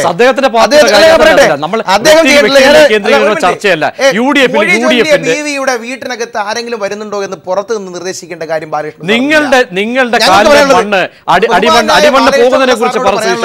നിങ്ങൾ എങ്ങനെയെങ്കിലും ഇടതുപക്ഷ ജനാധിപത്യ മുന്നണിയുടെ പ്ലാറ്റ്ഫോറത്തിൽ നിന്നും അകത്ത് കയറാനുള്ള ചർച്ചകൾ നിങ്ങൾ തുടർന്നോളൂ. നിങ്ങൾ ഞങ്ങളെക്കുറിച്ച് ഉത്കണ്ഠപ്പെടേണ്ടതില്ല. ഞങ്ങളെ സംബന്ധിച്ചിടത്തോളം ഇത്രയേ ഉള്ളൂ. ഇടതുപക്ഷ ജനാധിപത്യ മുന്നണി ഗോവിന്ദ മാസ്റ്റർ ഇരിപ്പുണ്ടല്ലോ. 2009 ജനതാദളും അതിനുശേഷം RSPയും വിട്ടുപോയതിനു ശേഷം CPI എന്ന് പറയുന്ന ഒരൊറ്റ രാഷ്ട്രീയ പ്രസ്ഥാനം, പിന്നെ ബാക്കി 1-2 ആളുകൾ കൂടി ചേർന്നുകൊണ്ടൊരു മുന്നണി മുന്നോട്ട് പോയില്ലേ? അവർ തകർന്നോ? 964 CPI പിളർന്നു മാറി പുറത്തോട്ട് പോയി. ഗോവിന്ദ മാസ്റ്റർക്ക് അറിയാമല്ലോ, 10 കൊല്ലം ഭരണത്തിൽ നിന്ന് EMS സമൂഹരിപ്പാണ്ട് കാലത്ത് പുറത്തേക്ക് പായത് ഒഴിച്ചാൽ CPM എന്ന് പറയുന്ന രാഷ്ട്രീയ പ്രസ്ഥാനമോ ഇടതുപക്ഷം എന്ന് പറയുന്ന മുന്നണിയോ തകർന്നൊന്നും പോയില്ലല്ലോ. അപ്പോൾ ഏതെങ്കിലും ഒരു പ്രത്യേക വിഭാഗം പുറന്നുപോയത് കൊണ്ട് ഇതോടുകൂടി ഐക്യജനാധിപത്യ മുന്നണി അങ്ങ് ഇല്ലാതാകുമെന്ന് അതാണോ അവസ്ഥ? രണ്ടാമത്തെ, അതായത് പ്രബലമായ കക്ഷി വിട്ടുപോയത് അല്ലെങ്കിൽ ഒരു 1-2 സീറ്റ് പോയതുപോലെയാണ് എന്ന് ഒരു താരതമ്യത്തിന് വിധേയമാക്കാവുന്ന ഒരു ഘട്ടമാണോ UDF-ന്റെ ഇന്നത്തെ സ്ഥിതി? അല്ല, കോൺഗ്രസിനെ സംബന്ധിച്ചിടത്തോളം കോൺഗ്രസ് നിൽക്കാൻ ശ്രമിച്ചുകൊണ്ടിരിക്കുകയാണ്, അങ്ങനെയാണ് ഇപ്പോൾ പറഞ്ഞത്. പക്ഷേ UDF ഇല്ലാണ്ടായി എന്നുള്ളതാണ് സത്യം. UDF എന്ന് പറയുന്ന മാർക്സിസ്റ്റ് വിരുദ്ധ മുന്നണി കേരളത്തെ സംബന്ധിച്ചിടത്തോളം തകർന്ന് തരിപ്പണമായിരിക്കുകയാണ്. ഇനി കോൺഗ്രസ് ഇനി വീണ്ടും മത്സരിച്ച് ജയിക്കുമോ എന്നുള്ളതൊന്നും ഇപ്പം നമ്മളിവിടെ പരിശോധിക്കുന്നില്ല. അതിനി വന്ന് കാണേണ്ടതാണ്. കോൺഗ്രസ് അഖിലേന്ത്യാ അടിസ്ഥാനത്തിന് തോറ്റ് തുന്നമ്പാടി കിടക്കുകയാണ്. ആകെ 44 സീറ്റും കൊണ്ട് ഇന്ത്യൻ പാർലമെൻറ്റിൽ നിൽക്കേണ്ടുന്ന അവസ്ഥയാണ് കോൺഗ്രസിന് വന്നിട്ടുള്ളത്. അതാണ് കോൺഗ്രസിൻ്റെ ഇന്നത്തെ അവസ്ഥ. അവിടെ പിടിച്ചു നിന്നത് ആകെ ഈ കേരളത്തിലാണ്. ഇടതുപക്ഷ ജനാധിപത്യ മുന്നണിയായിട്ട് താരതമ്യം ചെയ്യാൻ സാധിക്കുകയില്ല ഈ കോൺഗ്രസിനെയും അതുപോലെ തന്നെ UDF-നെയും. ഇവിടെ നിലപാടാണ് നയപ്രശ്നം. ഞങ്ങൾ കൈകാര്യം ചെയ്ത് മുമ്പോട്ടേക്ക് വന്ന നയമാണ് ഞങ്ങളെ വളർത്തിയെടുത്തത്. ഇടതുപക്ഷ പ്രസ്ഥാനത്തിൻ്റെ ഭാഗമായിട്ടും പ്രത്യേകിച്ച് CPI-യുമായി നിന്നപ്പോഴും പിന്നീട് ഇടതുപക്ഷ ജനാധിപത്യ മുന്നണി എന്ന രീതിയിൽ പ്രവർത്തനം ആരംഭിച്ചപ്പോഴും ജയിക്കുകയും തോൽക്കുകയും ഒക്കെ ചെയ്തപ്പോൾ ഇടതുപക്ഷ ജനാധിപത്യ മുന്നണി ജനങ്ങളുടെ മുമ്പിൽ അവതരിപ്പിച്ച ഏറ്റവും പ്രധാനപ്പെട്ട രാഷ്ട്രീയ നിലപാട്, ആ നിലപാടിൻ്റെ ഏറ്റവും ശരിയായ രീതിയിലുള്ള ജനകീയ പിന്തുണയാണ് കിട്ടിയിട്ടുള്ളത്. ഞങ്ങൾ കഴിഞ്ഞ പ്രാവശ്യം 2011 തോറ്റപ്പോഴും 1339 വോട്ടിൻ്റെ പിന്നിലാണ് ഉണ്ടായത്. രണ്ട് സീറ്റിൻ്റെ ഭാഗമായിട്ട് 1339 വോട്ടായിരുന്നു ഞങ്ങൾക്ക് കുറവ്. ആ കുറവിൻ്റെ ഭാഗമായിട്ടാണ് ആ ഗവൺമെൻറ് അങ്ങോട്ട് കേരളത്തിൽ ഇടതുപക്ഷ മുന്നണി ഗവൺമെൻറ് മാറിയത്. അപ്പോൾ അങ്ങനെയൊക്കെ നിൽക്കുകയാണ്, അങ്ങോട്ടും ഇങ്ങോട്ടും നിൽക്കുകയാണ്. എന്നാൽ ഇപ്രാവശ്യം നല്ല രീതിയിലുള്ള മാറ്റം ഇടതുപക്ഷ ജനാധിപത്യ മുന്നണിക്ക് അനുകൂലമായിട്ടുണ്ടായിട്ടുണ്ട്. അത് ഏതെങ്കിലും മതത്തെ അടിസ്ഥാനപ്പെടുത്തിയോ ജാതിയെ അടിസ്ഥാനപ്പെടുത്തിയിട്ടോ ഒന്നുമല്ല. മതനിരപേക്ഷ ഉള്ളടക്കമുള്ള കേരളത്തിലെ UDFൻ്റെ ഒപ്പം നിൽക്കുന്ന വിവിധ രാഷ്ട്രീയ പ്രസ്ഥാനത്തോടൊപ്പം നിൽക്കുന്ന വിഭാഗങ്ങൾ ഇടതുപക്ഷ ജനാധിപത്യ മുന്നണിക്ക് അനുകൂലമായിട്ട് വോട്ട് ചെയ്തിട്ടുണ്ട്. ഞങ്ങളെ അടിത്തറ വിപുലീകരിക്കപ്പെട്ടതുകൊണ്ടൊന്നുമല്ല. ഞങ്ങളിപ്പോൾ ഇടതുപക്ഷ ജനാധിപത്യ മുന്നണി ഈ കേരളത്തിലാകെ വലിയ രീതിയിൽ ഇത്രയും വമ്പിച്ച വിജയം നേടാൻ സാധിക്കുന്ന രീതിയിൽ വലിയ നേട്ടം ഉണ്ടാക്കിയിരിക്കുകയാണ് എന്ന് പറയുമ്പോൾ ഞങ്ങൾക്ക് നല്ല ധാരണയുണ്ട്. ഞങ്ങളുടെ പാർട്ടിയോടൊപ്പം നിൽക്കാത്ത എന്നാൽ വ്യത്യസ്ത രാഷ്ട്രീയ പ്രസ്ഥാനത്തോടൊപ്പം നിൽക്കുന്ന മതനിരപേക്ഷ ഉള്ളടക്കം ഈ കേരളത്തിൽ ഫലപ്രദമായി കൈകാര്യം ചെയ്യാൻ CPIM-നും ഇടതുപക്ഷ ജനാധിപത്യ മുന്നണിക്കുമാണ് സാധിക്കുക എന്ന രാഷ്ട്രീയ നിലപാട് സ്വീകരിച്ചുകൊണ്ട് UDFൻ്റെ ഒപ്പം നിൽക്കുന്നവർ ഉൾപ്പെടെയുള്ള 10,000-കണക്കിന് ആളുകളുടെ വോട്ട് ഇടതുപക്ഷ ജനാധിപത്യ മുന്നണിക്ക് അനുകൂലമായിട്ട് ഈ കേരളത്തിൽ കിട്ടിയിട്ടുണ്ട്. തദ്ദേശ സ്വയംഭരണ സ്ഥാപനങ്ങൾ തെരഞ്ഞെടുപ്പ് കിട്ടിയിട്ടുണ്ട്. ഇപ്പോൾ അവസാനം നടന്ന അസംബ്ലി തെരഞ്ഞെടുപ്പ് കിട്ടിയിട്ടുണ്ട്. അത് രാഷ്ട്രീയമാണ്. അതായത് ഇപ്പോൾ സാഹചര്യത്തിൽ പുറത്തുനിന്നുള്ള ഒരു കക്ഷിയുടെ ഒന്നും പിന്തുണ തേടേണ്ട ഒരു സാഹചര്യവുമില്ല. അതൊരു അഹന്തിയാണ്. അതായത് ഞാൻ പറഞ്ഞ KM മാണിയുമായിട്ട് കൈകോർക്കേണ്ട ഒരു സാഹചര്യം ഇപ്പോഴില്ല. അതല്ല, ഞാൻ നേരത്തെ പറഞ്ഞതാണ്, ഞങ്ങളുടെ മുന്നണിയിലേക്ക് വരാൻ സാധ്യതയുള്ള ജനവിഭാഗങ്ങളെ ഞങ്ങളുടെ മുന്നണിയോടൊപ്പം ചേർക്കുന്നതിന് ഞങ്ങൾ 100% എന്ന ധാരണ വെച്ചുകൊണ്ടുള്ള നിലപാട് ഇടതുപക്ഷ ജനാധിപത്യ മുന്നണി എടുക്കില്ല. ഇടതുപക്ഷ ജനാധിപത്യ മുന്നണി കൃത്യമായിട്ട് കാണുന്നത് മാണി ഇപ്പോൾ UDF ഇട്ടിരിക്കുന്നു. അത് UDFൻ്റെ തകർച്ചയാണ്. അതിൻ്റെ ഭാഗമായിട്ട് കാര്യങ്ങൾ കൈകാര്യം ചെയ്യുമ്പോൾ എങ്ങനെയാണ് മാണി ഇനി അങ്ങോട്ട് കേരള രാഷ്ട്രീയത്തിൽ നിലപാട് സ്വീകരിക്കുന്നത് എന്നാണ് പ്രശ്നം. അല്ലാണ്ട് നിങ്ങൾ ഏതെങ്കിലും അവസ്ഥ വെച്ചുകൊണ്ട് ചർച്ച ചെയ്താൽ ശരിയാവില്ല. മൂർത്തമായ സാഹചര്യത്തിൽ മൂർത്തമായിട്ട് കാര്യങ്ങൾ മനസ്സിലാക്കിയാലേ നമുക്കതിനെ സംബന്ധിച്ചുള്ള വിശകലനം ചെയ്യാൻ പറ്റുള്ളൂ. ഏതെങ്കിലും രീതിയിലുള്ള ചോദ്യവും ഏതെങ്കിലും രീതിയിലുള്ള ഉത്തരവും കൊണ്ട് ഒരു കാര്യമില്ല. മാണി എന്ത് നിലപാട് സ്വീകരിക്കും കാത്തിരുന്ന് കാണണം. അപ്പോൾ ഞാൻ ആദ്യം പറഞ്ഞല്ലോ, 3 കാര്യങ്ങൾ ഞങ്ങൾ കൃത്യമായിട്ട് മുന്നോട്ടേക്ക് വെച്ചിട്ടുണ്ട് ഈ തെരഞ്ഞെടുപ്പിൻ്റെ ഭാഗമായിട്ട്. ഒന്ന് മതനിരപേക്ഷതയാണ്, വിട്ടുവീഴ്ചയില്ല. മറ്റൊന്ന് അഴിമതിയാണ്, വിട്ടുവീഴ്ചയില്ല. മറ്റൊന്ന് വികസനമാണ്. ഈ 3 വിട്ടുവീഴ്ചയില്ല. ഈ 3 വിട്ടുവീഴ്ച ചെയ്യാതെ തന്നെ ഇനി അങ്ങോട്ടുള്ള കേരള രാഷ്ട്രീയം ഏത് ദിശയിലേക്കാണ് നീങ്ങുന്നത് എന്ന് മനസ്സിലാക്കി ആവശ്യമായ നിലപാട് സ്വീകരിക്കേണ്ടി വരും. അങ്ങനെ സ്വീകരിക്കുമ്പോൾ ഇന്ന ആളുകളെ കൂട്ടില്ല, ഇന്ന ആളുകളെയാണ് കൂട്ടാൻ പോകുന്നത് എന്നൊന്നും നമുക്ക് പറയാൻ സാധിക്കില്ല. ഈ 3 ഞാൻ ഒന്നും ദോഷമുണ്ടാകണ്ട. പറ്റില്ല, കൂട്ടില്ല. കേക്ക് ഞാൻ പറഞ്ഞത് എന്തിനാ ഇത്ര വലിയ അസംഷനതാ പറഞ്ഞ് കോൺഗ്രസ് എന്ന് പറഞ്ഞ് തോറ്റ് തുന്നമ്പാടി കിടക്കുകയാണ്, മുന്നണി ഇല്ലാണ്ടായി കഴിഞ്ഞിരിക്കുകയാണ്. എന്നിട്ട് പിന്നെ എന്തെങ്കിലും കാര്യങ്ങൾ പറയുമ്പോൾ ഉടനെ കേക്ക് ഞാൻ പറയട്ടെ, ഞാൻ പറഞ്ഞത് നിങ്ങൾ പറയുമ്പോൾ ഞാനൊന്നും ഇടപെട്ടില്ലല്ലോ. എന്താ ഈ അസഹിഷ്ണുതയുടെ കാര്യം എന്താണെന്ന് ഞാൻ ചോദിക്കുന്നത്. ഞാൻ പറയുന്നത് കേൾക്ക്. ഞാൻ പറയുന്നതിൻ്റെ ഇടയിൽ കയറിയിട്ട് വ്യാഖ്യാനിച്ചാൽ ഞാൻ പറഞ്ഞത് കേട്ടെ, അതിനിടയിൽ വ്യാഖ്യാനിച്ചാൽ ശരിയാവില്ല. ഞാൻ പറയുന്നത് ഇനി കേരളത്തിലെ ഇടതുപക്ഷ ജനാധിപത്യ മുന്നണി 91 സീറ്റ് ജയിച്ചതുകൊണ്ട് ഇനി ഒരു തരത്തിലുള്ള വിപുലീകരണവും വേണ്ട എന്ന അഹന്തമുറ്റിയ നിലപാട് ഞങ്ങൾ സ്വീകരിക്കില്ല. അതാണ് ഞാൻ പറഞ്ഞത്. ഒന്നുകൂടി, അങ്ങനെ വരുമ്പോൾ നാളെ തന്നെ മാണിയെ കൂട്ടും എന്നാണ് ഇവിടെ ആ വ്യാഖ്യാനവും വേണ്ട. എന്നാൽ ഇടതുപക്ഷ ജനാധിപത്യ മുന്നണി വെക്കുന്ന രാഷ്ട്രീയ നിലപാടിനോട്, നയങ്ങളോട്, ദർശനങ്ങളോട് യോജിച്ച് നിൽക്കാൻ സാധിക്കുന്നവരാരൊക്കെയോ അവരെല്ലാം ഉൾക്കൊള്ളാൻ സാധിക്കുന്ന അതിവിപുലമായ ഒരു പ്രസ്ഥാനമാണ് ഇടതുപക്ഷ ജനാധിപത്യ മുന്നണി എന്ന കാര്യത്തിൽ ഒരു സംശയവും. ആരോപണങ്ങൾ അദ്ദേഹം പുറത്തു വന്നാൽ ഒരല്പം നിശബ്ദത പാലിക്കപ്പെടാവുന്നതാണ് എന്നുള്ള വ്യാഖ്യാനം കൂടി. ഞാനിവിടെ ഇരിക്കല്ലേ, പിന്നെ വ്യാഖ്യാനിക്കുന്നത് എനിക്ക് വ്യക്തമായ കാഴ്ചപ്പാടുണ്ടല്ലോ. എന്താ വെറുതെ പറയുന്ന? ഞാൻ വ്യക്തമായിട്ട് പറയുന്നത് മാണിയെ ഇന്നത്തെ രീതിയിൽ ഇടതുപക്ഷ ജനാധിപത്യ മുന്നണിയിൽ അഴിമതി ഉൾപ്പെടെയുള്ള പ്രശ്നത്തെ അടിസ്ഥാനപ്പെടുത്തിയിട്ട് ചേർക്കുക എന്നതിനെ പറ്റി അതിൻ്റെ പിന്നിലേക്ക് പോകുക എന്നുള്ള കാര്യം ഞങ്ങൾ ആലോചിക്കുന്ന പ്രശ്നമില്ല. ഇനി അതിൻ്റെ കാര്യം ശ്രീ എബ്രഹാം കലമണ്ണിൽ ഇനി എങ്ങോട്ട് എന്ന ചോദ്യം വരുമ്പോൾ 2 വർഷം അല്ലെങ്കിൽ കുറച്ച് ഒരു സമദൂരമൊക്കെ നിശ്ചയിക്കുന്നു. ആ സമദൂരം നിശ്ചയിക്കപ്പെടുമ്പോൾ NDAയോട് സമദൂര സിദ്ധാന്തം അല്ലെങ്കിൽ ഉയർത്തിപ്പിടിക്കും എന്ന് പറയുക കൂടി ചെയ്യുന്നുണ്ട്.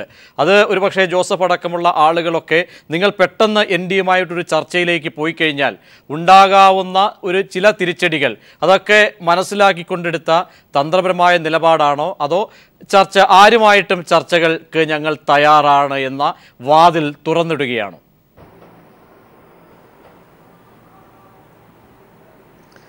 ഞങ്ങൾ ഇന്ന് 2 മണിക്കൊരു തീരുമാനം എടുത്തു കഴിഞ്ഞപ്പോഴത്തേക്ക് ഇത്ര വിഭ്രാന്തി എന്തിനാണ്? ഞങ്ങൾക്കൊരവസരം തരൂ, ഞങ്ങൾക്കൊന്ന് ചിന്തിക്കാൻ അവസരം തരൂ. കേരള കോൺഗ്രസിന്റെ ചരക്കുന്ന ക്യാമ്പ് നിങ്ങൾ കാണണം. അവിടെ കൂടിയ കേരള കോൺഗ്രസ് പാർട്ടിയുടെ സമുന്നതരായ നേതാക്കളുടെ ആവേശം കെ.എം. മാണി ഉൾക്കൊണ്ടു, പി.ജെ. ജോസഫ് സാർ അത് ഉൾക്കൊണ്ടു, ഒരു തീരുമാനമെടുത്തു. ഞങ്ങൾക്ക് ഒറ്റയ്ക്ക് ഇന്ന് കേരളത്തിൽ നിൽക്കുവാൻ കഴിയും, ഒറ്റക്കാലം നിൽക്കാൻ കഴിയുന്ന കേരള കോൺഗ്രസ് പാർട്ടിയാണ് കെ.എം. മാണി സാറിന്റെ പാർട്ടി എന്ന് ഞങ്ങൾ അതിശക്തമായിട്ട് പറയാണ്. ഞങ്ങൾ ഇങ്ങോട്ട് ഇറങ്ങിയപ്പോഴത്തേക്ക് അങ്ങോട്ട് വാ ഇങ്ങോട്ട് വാ എല്ലാവരും വിളിക്കല്ലേ. നല്ല പെണ്ണിനെ കണ്ടാൽ മാണി സാറ് പറഞ്ഞ പോലെ ആരും നോക്കും. ഞങ്ങള് ബാലകൃഷ്ണപിള്ള പറയുന്നത് 64 വന്ന ഞാൻ ഇവിടുത്തെ കേരള കോൺഗ്രസ് അവിഭക്ത നേതാവാണ്. ഇപ്പൊ അദ്ദേഹം മാത്രമല്ല ഉള്ള പാർട്ടിയിലെ കേരള കോൺഗ്രസ് പാർട്ടിയുടെ വിലയും നിലയും നിങ്ങൾ മനസ്സിലാക്കണം.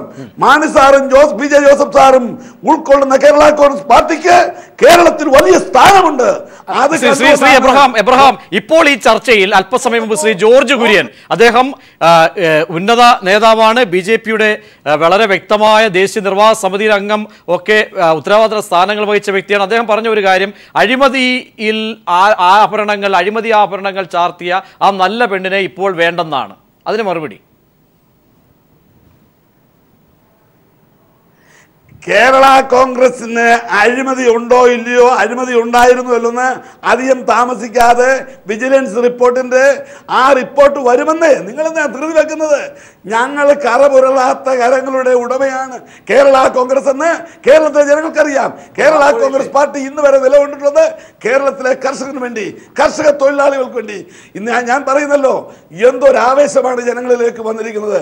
കോൺഗ്രസിനെ വിട്ടുപോകുന്നത് കോൺഗ്രസ് ഈ ബാർക്കോഴയൊന്നും അല്ല. കഴിഞ്ഞ 1.5 വർഷക്കാലമായിട്ട് ഞങ്ങളെ കുത്തി എന്ന് പറയാതെ പേരുകൾ പറയൂ സാർ. ഇനിയെങ്കിലും ആ പേരുകൾ പറയൂ, ആര് കുത്തിയെന്ന്. ഈ ചർച്ചയ്ക്ക് ആ ചോദ്യത്തിന് പോലും എന്തിനെ ഇങ്ങനെ ചോദ്യത്തിന് സമയം? ചത്ത കൊച്ചിന് ജാതകം വായിക്കണോ? നിങ്ങൾ മുന്നണി ബന്ധം ശ്രീ എബ്രഹാം കലമണ്ണിൽ ആരാണ് പറയൂ. നിങ്ങൾ സ്റ്റിയറിംഗ് കമ്മിറ്റി ശ്രീ എബ്രഹാം കലമണ്ണിൽ, നിങ്ങൾ സ്റ്റിയറിംഗ് കമ്മിറ്റിയുടെ ഉത്തരവാദിത്തപ്പെട്ട ഒരു വ്യക്തിയല്ലേ, ഉത്തരവാദിത്തപ്പെട്ട ഒരു നേതാവല്ലേ? താങ്കൾക്ക് പറയാൻ എന്തേ മടി? താങ്കൾക്ക് പറയാൻ കെ.എം. മാണിക്ക് ഭയമുണ്ടായിരിക്കും. താങ്കൾ എന്തിന് ഭയക്കുന്നു? നിങ്ങൾ വികാരഭരിതനൊന്നും ആവണ്ട. ഐക്യ ജനാധിപത്യ മുന്നണിയിൽ ശ്രീ കെ.എം. മാണിയോ പി.ജെ. ജോസഫോ എപ്പോഴെങ്കിലും പറഞ്ഞോ? ഞാൻ പറഞ്ഞല്ലോ, ഉഭയകക്ഷി ചർച്ചയിൽ പറഞ്ഞോ നിങ്ങളുടെ പ്രശ്നങ്ങൾ പരിഹരിക്കാൻ പ്രശ്നമുണ്ടെന്ന് എവിടെയെങ്കിലും പറഞ്ഞോ? കോൺഗ്രസ് നേതൃത്വമായി പറഞ്ഞോ? ഇല്ലല്ലോ. പുറത്തിറങ്ങി വന്നിട്ട് കുത്തി എന്ന് പറഞ്ഞാൽ നിങ്ങൾ അങ്ങനെയൊന്നും കേരള സമൂഹത്തിൽ പറഞ്ഞ് സ്ഥാപിക്കാൻ കഴിയില്ല. കലമണ്ണെ നടന്നില്ല. അദ്ദേഹത്തിന്റെ ദൈവകൃപ, അദ്ദേഹം ദൈവവിശ്വാസിയാണ്. കേരള കോൺഗ്രസ് പാർട്ടിയിലെ സമുന്നതരായ പല ദൈവവിശ്വാസികളും പ്രാർത്ഥിച്ചു, അദ്ദേഹം ജയിച്ചു. കേരള കോൺഗ്രസിനെ കണ്ട ആരും അങ്കലാപ്പെടണ്ട. കേരള കോൺഗ്രസ് പാർട്ടിക്ക് വ്യക്തമായ നിലപാടുണ്ട്. ആ വ്യക്തമായ നിലപാട് ആരും അങ്കലാപ്പെടണ്ട. ഞങ്ങളെ വന്ന് വിളിച്ചുകൊണ്ട് പോയി ഏതെങ്കിലും സമുദായത്തിന്റെ അട്ടിപ്പറവകാശം നിങ്ങൾക്ക് വലിച്ചെന്നിരിക്കണോ? ചോദ്യത്തിന് ഉത്തരം തരൂ. ഏതെങ്കിലും സമുദായത്തിന്റെ അട്ടിപ്പറവകാശം നിങ്ങൾക്ക് ആരാ പതിച്ചത്? നിങ്ങളുള്ളതിനേക്കാൾ ശ്രീ ജോർജ് കുര്യൻ ഒരുങ്ങി നിൽക്കുന്ന പെണ്ണിനെ പോലെ ക്ഷണിക്കുകയാണ് വലതുനിന്നും അല്ലെങ്കിൽ ഇടതുനിന്നും ഒക്കെ. കോൺഗ്രസ്സുകാർ UDF പലകുറി വിളിക്കുന്നു, പക്ഷേ പോകുന്നില്ല. നിങ്ങളിലേക്കൊക്കെ വരാവുന്ന സാഹചര്യമാണ്. താങ്കൾ ഇത് പറയുന്നുണ്ടെങ്കിലും താങ്കളുടെ സംസ്ഥാന അധ്യക്ഷനൊക്കെ മറ്റൊരു അഭിപ്രായമാണ് ശ്രീ ജോർജ് കുര്യൻ. വന്നാൽ കിട്ടിയാൽ കൊള്ളാമെന്ന നിലപാട് തന്നെയാണ് ശ്രീ ജോർജ് കുര്യൻ.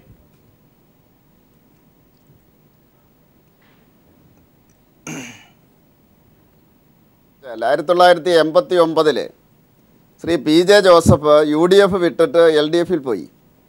അന്ന് EMS പറഞ്ഞത് വരാന്തയിൽ നിന്നാൽ മതി, പള്ളിയെ തള്ളി പറഞ്ഞു കഴിഞ്ഞിട്ട് അകത്തോട്ട് കയറിയാൽ മതി എന്നാണ് പറഞ്ഞത്. അന്ന് ഈ ജോസഫ് വേറൊരു ഓപ്ഷനില്ലായിരുന്നു കേരള രാഷ്ട്രീയത്തിൽ. അദ്ദേഹം വരാന്തയിൽ നിന്നു, അപേക്ഷിച്ചുകൊണ്ട് നിന്നു. ഇന്നതല്ല.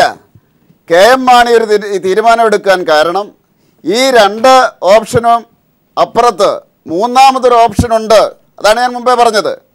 കേരള രാഷ്ട്രീയത്തിൽ BJPക്ക് അനുകൂലമായിട്ടുള്ള അന്തരീക്ഷം വരുന്നു, UDF തകരുന്നു. ഏതെങ്കിലും പാർട്ടി തകരുന്നു എന്നല്ല ഞാൻ പറഞ്ഞത്. UDFൻ്റെ കെട്ടുറപ്പ് തകരുന്നു, ഒരു മുന്നണി തകരുന്നു.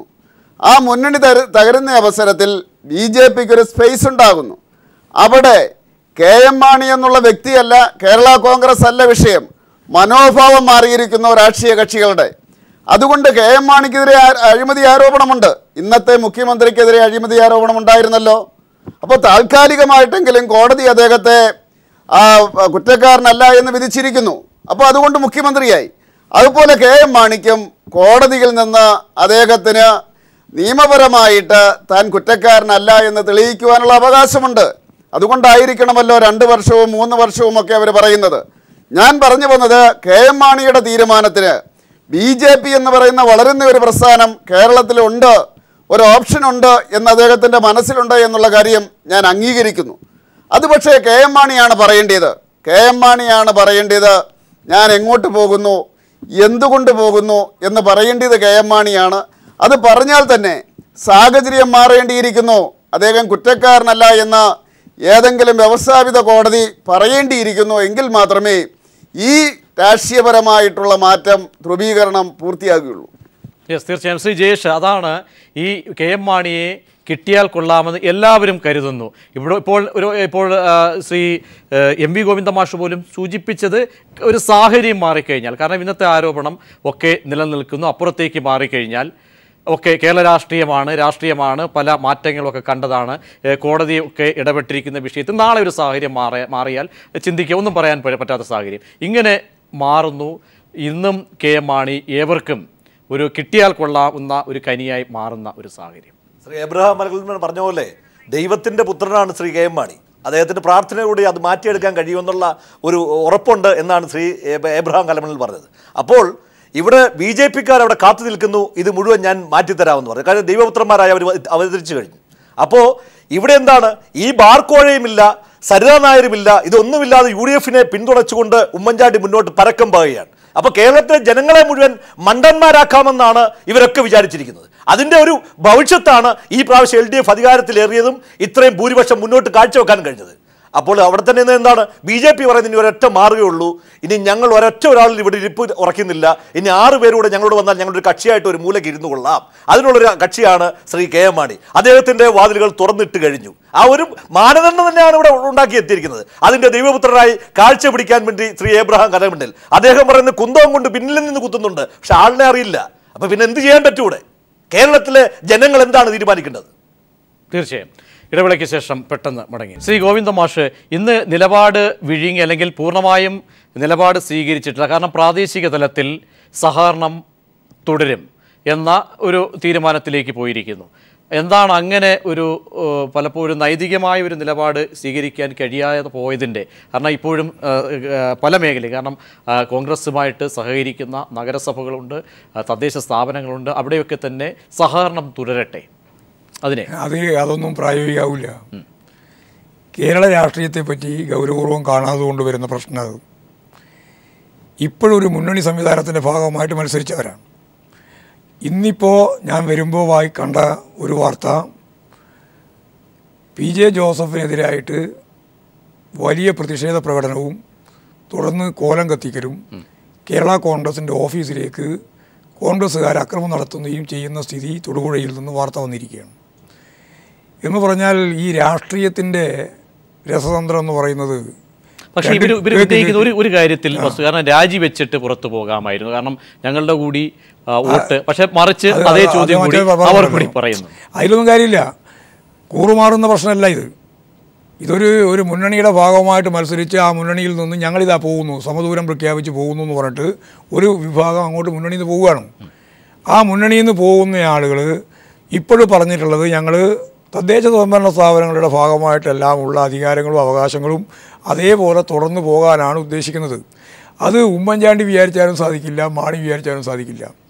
നാളെ മുതൽ താഴത്തേക്ക് വരാൻ പോകുന്ന രാഷ്ട്രീയ സംഘർഷത്തിൻ്റെ ഒരു പ്രധാനപ്പെട്ട കേന്ദ്രം കേരള കോൺഗ്രസുമായിട്ടായിരിക്കും. തുടങ്ങിക്കഴിഞ്ഞു. ആ തുടങ്ങിക്കഴിഞ്ഞതിൻ്റെ ഏറ്റവും പ്രധാനപ്പെട്ട ഒരു ഉദാഹരണമാണ് ഞാൻ പറഞ്ഞത്. തൊടുപുഴയിൽ PJ ജോസഫിൻ്റെ കോലം കത്തിച്ചിരിക്കുന്നു. അപ്പോൾ അങ്ങനെ വരുമ്പോൾ അങ്ങനെ കത്തിച്ച സ്ഥലത്ത് നാളെ ഇവർ രണ്ടുപേരും ചേർന്നുകൊണ്ട് ഒരു പഞ്ചായത്ത്, ഒരു മുനിസിപ്പാലിറ്റി അല്ലെങ്കിൽ ഒരു തദ്ദേശ സ്വയംഭരണ സ്ഥാപനങ്ങളിലേക്കുള്ള തിരഞ്ഞെടുപ്പിൻ്റെ ഭാഗമായിട്ടുള്ള വിധി അങ്ങനെ തന്നെ പാലിച്ചുകൊണ്ട് കോൺഗ്രസും കേരള കോൺഗ്രസും പോവാണ് എന്ന ഒരു തെറ്റിദ്ധാരണയിലേക്കും കേരള രാഷ്ട്രീയം അറിയുന്ന ഒരാൾക്കും പറയാനും സാധിക്കില്ല. ആ ധാരണയിലേക്ക് പക്ഷേ വേണമെങ്കിൽ വൈകുന്നേരത്ത് കോൺഗ്രസിന് ഈ പിന്തുണ ഇന്ന് തന്നെ പത്രസമ്മേളനം വിളിച്ച് അങ്ങനെ ഒരു നിലപാട് സ്വീകരിക്കാമായിരുന്നു. ആർക്ക്? കോൺഗ്രസിന് വേണമെങ്കിൽ എല്ലാ ബാന്ധവവും വിട്ടുപോകുന്നു അല്ലെങ്കിൽ വിട്ട് അവരുമായിട്ടുള്ള എന്ന് വേണമെങ്കിൽ കോൺഗ്രസിന് ഇന്ന് സ്വീകരിക്കാമായിരുന്നു ഇന്ന് വൈകിട്ട്. അല്ല, അത് വേറൊരു പ്രശ്നമാണ്. അതെന്താ, കോൺഗ്രസിനെ സംബന്ധിച്ചിടത്തോളം ഇത് ഉണ്ടാക്കിയിട്ടുള്ള ആഘാതം എന്ന് പറയുന്നത് കോൺഗ്രസിൻ്റെ ചരിത്രത്തിലെ ഏറ്റവും വലിയ തകർച്ചയുടെ പ്രശ്നമാണ്. നിങ്ങൾ ഈ മധ്യ കേരളവുമായിട്ട് ബന്ധപ്പെട്ട് ഇവിടെ കോൺഗ്രസിൻ്റെ പ്രതിനിധി പറയുന്ന പോലെ അത്ര ലളിതമൊന്നുമല്ല പ്രശ്നം. കോൺഗ്രസിന് ഒറ്റയ്ക്ക് മത്സരിച്ച് ജയിക്കാൻ കഴിയുന്ന സീറ്റ് എത്രയായി കേരളത്തിലുള്ളത്? കോൺഗ്രസ് ഒറ്റയ്ക്ക് മത്സരിച്ച് ജയിക്കും എന്ന് പറയുന്ന സീറ്റുകൾ കൈവിരലെണ്ണാവുന്നത്രയേ ഉള്ളൂ. ബാക്കി ഒരു സീറ്റും ജയിക്കില്ല. ഇടതുപക്ഷത്തിൻ്റെ സ്ഥിതി അതല്ല, കേരള കോൺഗ്രസിൻ്റെ സ്ഥിതി അതല്ല, അതുപോലെ തന്നെ ഇപ്പോൾ മുസ്ലിം ലീഗിൻ്റെ സ്ഥിതി അതല്ല. കാരണം ഒരുപാട് സീറ്റുകൾക്ക് ജയിക്കാൻ സാധിക്കും. കോൺഗ്രസിനാവില്ല. ലീഗിൻ്റെയും കേരള കോൺഗ്രസിൻ്റെയും പിന്തുണയില്ലാതെ കേരളത്തിൽ മത്സരിച്ച് ജയിക്കാൻ സാധിക്കുന്ന സീറ്റ് എത്രയാണെന്ന് എണ്ണി നോക്കാൻ പറ. എണ്ണി നോക്കിയിട്ട് പറയട്ടെ. ഞങ്ങൾക്ക് നല്ല ധാരണയുണ്ട്.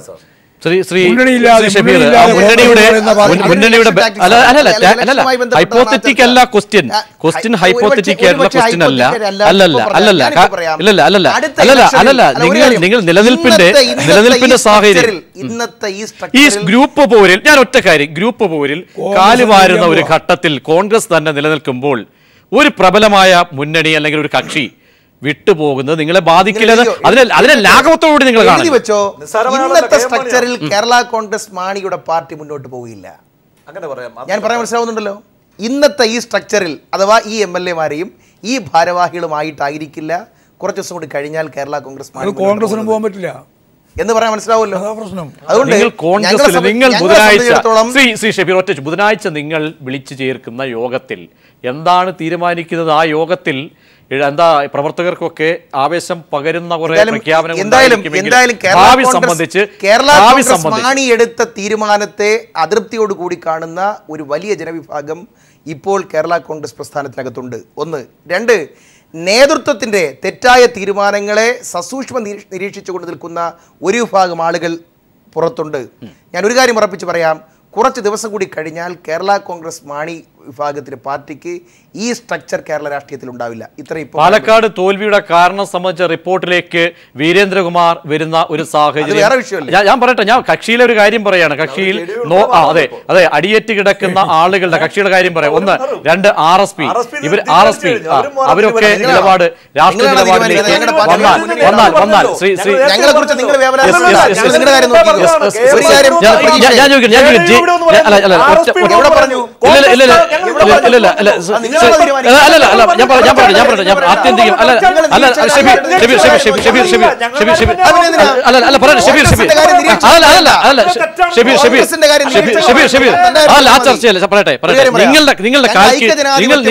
നിങ്ങൾ എന്ത് സൊല്യൂഷൻ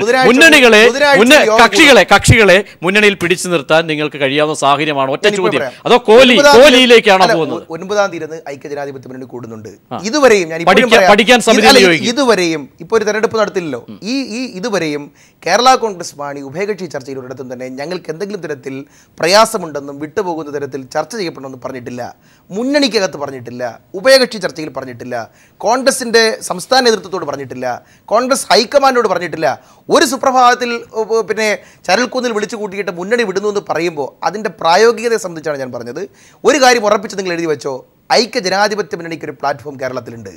ഞാനിപ്പോഴും പറയാം, ഇന്ന് ഈ തീരുമാനം പ്രഖ്യാപിച്ചത് മുതൽ ആയിരക്കണക്കിന് കോൺഗ്രസ് പ്രവർത്തകർ, അവരുടെ കോൺഗ്രസ് എന്ന വികാരം ചങ്കിൽ പേർന്ന നൂറുകണക്കിന് പ്രവർത്തകർ ഈ പാർട്ടിയെയും മുന്നണിയെയും സംരക്ഷിക്കാൻ വേണ്ടി ഇവിടെ കോൺഗ്രസിന്റെ തകർച്ച ലക്ഷ്യമിട്ടുകൊണ്ടുള്ള പദ്ധതികളാണ് ശ്രീ ജോർജ് കുര്യന്റെ പാർട്ടി ആവിഷ്കരിക്കാൻ വിചാരിക്കുന്നത് അറിയോ? കത്തോലിക്ക സഭ അല്ലെങ്കിൽ ഏതെങ്കിലും ഒരു പ്രത്യേക മതവിഭാഗം അതിൻ്റെ അട്ടിപ്പേർ അവകാശം KM മാണിക്ക് ആരോ പതിച്ചു കൊടുത്തിട്ടുണ്ട്. ജോർജ് കുര്യൻ വിചാരിക്കുന്നത് അത് ഞങ്ങളിലേക്ക് എത്തുമെന്ന് ജോർജ് കുര്യന്റെ പാർട്ടി വിചാരിച്ചാൽ നിങ്ങൾ എഴുതി വെച്ചോ, KM മാണിയുടെ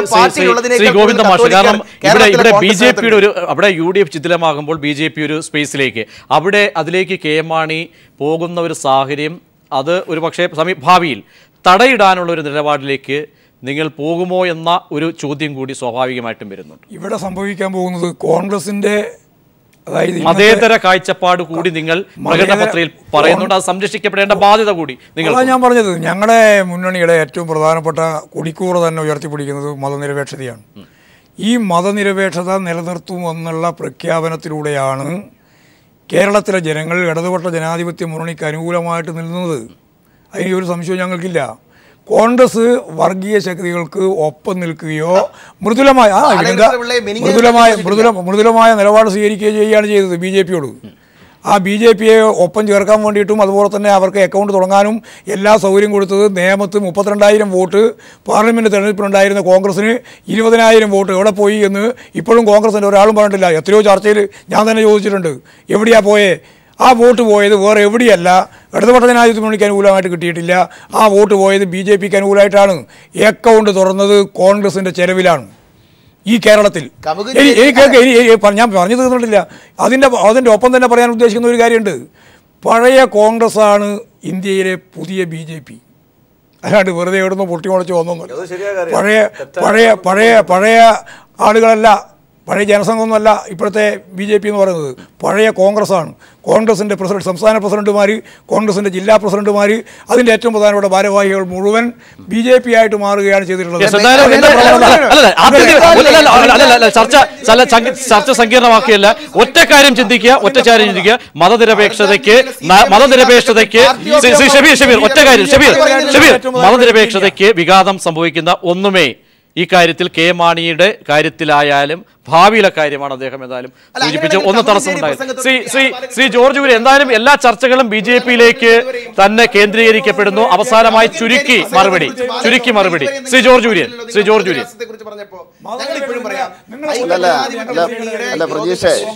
കെ.എം. മാണി UDFൽ നിന്ന് ഇറങ്ങിയിരിക്കുന്നു. ഇനി BJPയെ സംബന്ധിച്ചിടത്തോളം കെ.എം. മാണി UDFൽ നിന്ന് ഇറങ്ങിയിരിക്കുന്നു.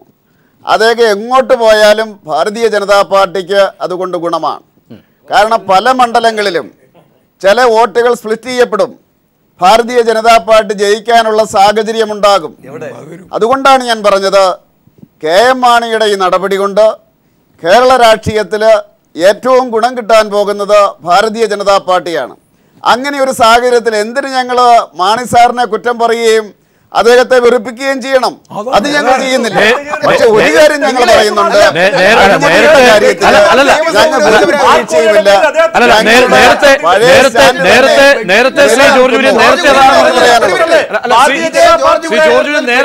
നേരത്തെ താങ്കൾ തന്നെ പറഞ്ഞു. എന്തായാലും കുറെ ചെറുപ്പക്കാരെ കൊണ്ടുവന്ന് ഉപരോധം നടത്തി അവരുടെ കേസ് പോലും ഇതുവരെ പിൻവലിക്കപ്പെട്ടിട്ടില്ല. നൂറുകണക്കിന് BJP പ്രവർത്തകർ കേസുകളിൽ പ്രതിയായത്. നേരത്തെ താങ്കൾ ശ്രീ ജോർജ് നേരത്തെ പറഞ്ഞത് അഴിമതിയിൽ മുങ്ങി നിൽക്കുന്ന ആളെ ഞങ്ങൾക്ക് വേണ്ട എന്ന് പറഞ്ഞ ജോർജ് കുര്യൻ അതേ നിലപാടിൽ ഇപ്പോഴും ചർച്ച അവസാനിക്കപ്പെടുമ്പോഴും നിൽക്കുകയാണോ? ഒറ്റ യെസ് ഓർ നോ ചോദ്യം. അഴിമതിയിൽ മുങ്ങിയ കെ.എം. മാണിയെ വേണ്ട എന്ന് നേരത്തെ പറഞ്ഞ അതേ ചോദ്യത്തിൽ നേരത്തെ ഉന്നയിച്ച അതേ ഉത്തരത്തിലാണോ താങ്കൾ ഉറച്ചു നിൽക്കുന്നത്? Yes or no? പിണറായി വിജയന് കൊടുത്ത അതേ ചാൻസ് കെ.എം. മാണിക്ക് കൊടുക്കണം. പിണറായി വിജയന് കൊടുത്ത ആ സ്വാഭാവിക നീതി കെ.എം. മാണിക്ക് കൊടുക്കണം. കെ.എം. മാണി ശിക്ഷിക്കപ്പെടുകയാണെങ്കിൽ BJP അദ്ദേഹത്തെ സ്വീകരിക്കില്ല. അദ്ദേഹത്തെ കോടതിയാണെങ്കിൽ തീർച്ചയായിട്ടും രാഷ്ട്രീയപരമായിട്ടുള്ള എല്ലാ എന്തായാലും ചർച്ച വൈൻഡപ്പ് ചെയ്യേണ്ട സമയമായിരിക്കുന്നു. ചർച്ചയിൽ പങ്കുചേർന്ന ജോർജ് കുര്യൻ, ഒപ്പം ഗോവിന്ദൻ മാഷ്, advocate BRM Shafeer, Jayesh Kuttamath, Abraham Kalamannil, KVS Haridas, PM Manoj നന്ദി അറിയിക്കുന്നു. ഇടവേളയിൽ മാണിയുടേത് അവസരവാദപരമായ നീക്കമെന്ന് VM സുധീരൻ പറഞ്ഞു. മാണിയുടെ നിലപാട് രാഷ്ട്രീയ തറവാടിത്തത്തിന് യോജിച്ചതല്ല. UDF യോഗത്തിൽ ഇതുവരെ ഒരു പ്രശ്നവും മാണി ഉന്നയിച്ചിരുന്നില്ലെന്നും മുന്നണി വിടുന്ന കാര്യം ഫോണിലൂടെ അറിയിച്ചത് ഉചിതമായില്ലെന്നും സുധീരൻ വ്യക്തമാക്കി. ഈ റിപ്പോർട്ടോടെ ന്യൂസ് ആൻഡ് വ്യൂസ് അവസാനിക്കുന്നു. നമസ്കാരം. ആദ്യം മുന്നണി വിടാൻ തീരുമാനിക്കുക, പിന്നീട് കാരണം കണ്ടെത്താൻ ശ്രമിക്കുക. ആ ഒരു രീതിയാണ് ഇപ്പോൾ കണ്ടത്. തന്നെയുമല്ല, ഇപ്പോൾ പറയുന്ന കാരണങ്ങളൊന്നും ഒരു മുന്നണി സംവിധാനത്തിൽ നിന്നും വേർപിരിഞ്ഞു വിട്ടുപോകുന്നതിന് പര്യാപ്തമായിട്ടുള്ളതല്ല. UDF കഴിഞ്ഞ തെരഞ്ഞെടുപ്പിൽ ജയിച്ച് അധികാരത്തിൽ വന്നിരുന്നെങ്കിൽ അവർ മുന്നണി വിടുമായിരുന്നോ? ഇല്ലല്ലോ. തെരഞ്ഞെടുപ്പ് രംഗത്ത് വിജയവും പരാജയവും സ്വാഭാവികമാണ്. വിജയത്തിൽ ഒന്നിച്ചു നിന്ന് ആഹ്ലാദിക്കുന്നത് പോലെ തന്നെ, അധികാരം പങ്കിടുന്നത് പോലെ തന്നെ, പരാജയപ്പെടുമ്പോഴും പതറാതെ ഒന്നിച്ചു നിൽക്കാനുള്ള സാമാന്യ മര്യാദ പ്രകടിപ്പിക്കുക എന്നുള്ളതാണ് ഏറ്റവും പ്രധാനമായിട്ടുള്ളത്. പ്രത്യേകിച്ചും വർഗീയ ശക്തികളായിട്ടുള്ള BJP, വർഗീയ രാഷ്ട്രീയത്തിൻ്റെ വക്താക്കളായിട്ടുള്ള BJPയും അക്രമ രാഷ്ട്രീയത്തിൻ്റെ വക്താക്കളായിട്ടുള്ള CPM-ഉം ജനദ്രോഹ നടപടികളുമായി മുന്നോട്ട് പോകും.